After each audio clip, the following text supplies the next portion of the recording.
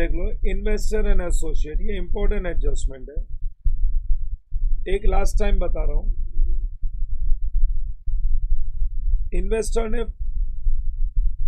Associate company के shares खरीदे तो एंट्री आ जाएगी investments in associates account debit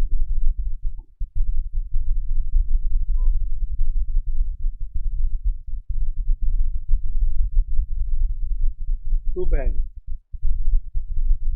40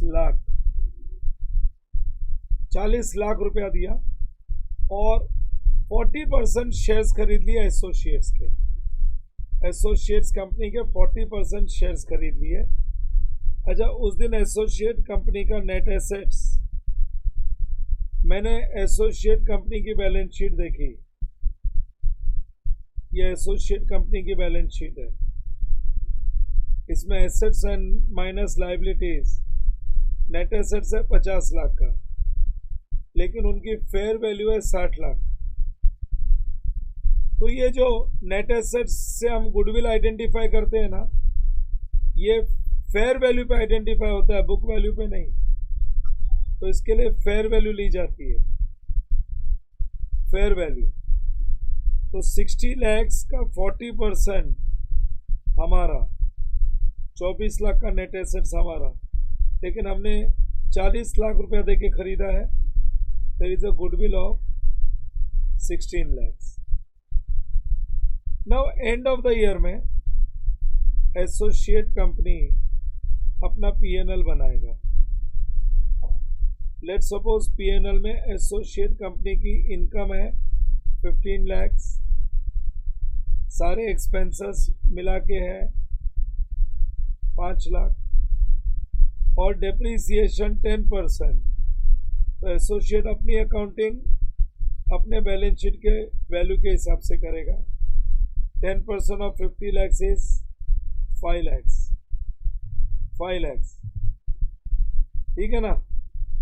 तो इसके हिसाब से नेट प्रॉफिट आ जाएगा 15 माइनस 5, नेट प्रॉफिट आ जाएगा 5 lakh. Net profit will be 5 lakhs. Investor ये जो नेट प्रॉफिट है इसका 40%, ये नेट प्रॉफिट के 40% के लिए एंड ऑफ द ईयर में एंट्री पास करेगा। Investments in associates account debit to PNL.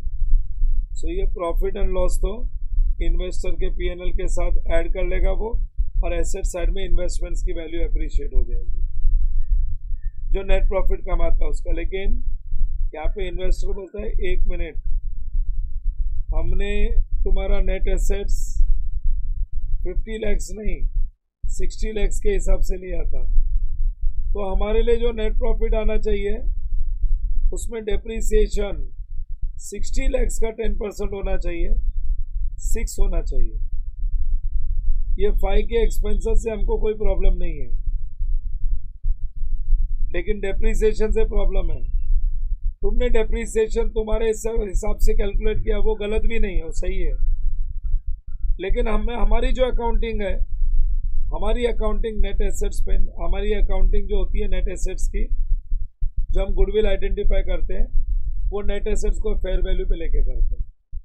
तो हमारे लिए जो नेट प्रॉफिट आएगा ना, उसमें डेप्रीसिएशन 10% ऑफ फेयर वैल्यू होना चाहिए, that is 6 lakhs. So 15 minus 5 minus 6, तो हमारे लिए प्रॉफिट आया 4 लाख। इस 4 लाख का 40% निकालेंगे और उसके लिए एंट्री पास करेंगे। सर अगर फेयर वैल्यू कम हुई तो प्रॉफिट बढ़ जाएगा। एक्स्ट्रा डेप्रीसिएशन के जगह पे हम डेप्रीसिएशन को रिड्यूस कर देंगे। यहाँ पे एक्स्ट्रा डेप्रीसिएशन है ना। फेयर वैल्यू अगर 40 लाख होती तो इसका 10% लेते, 4 लाख लेते, तो इंस्टेड ऑफ 6 ये हो जाता 4 और ये नेट प्रॉफिट बढ़ जाता, नेट प्रॉफिट बढ़ जाता और कुछ नहीं, ठीक है ना। नेट प्रॉफिट हो जाता 6 का, सो ये डेप्रीसिएशन का फंड है, बहुत सिंपल तरीके से मैंने तुमको समझा दिया, एकदम सिंप्लीफाइड वे में करा दिया। आई डोंट थिंक यहाँ पे किसी को तकलीफ आनी चाहिए। जिसको डाउट्स है ये एग्जांपल से क्लियर हो जाता है।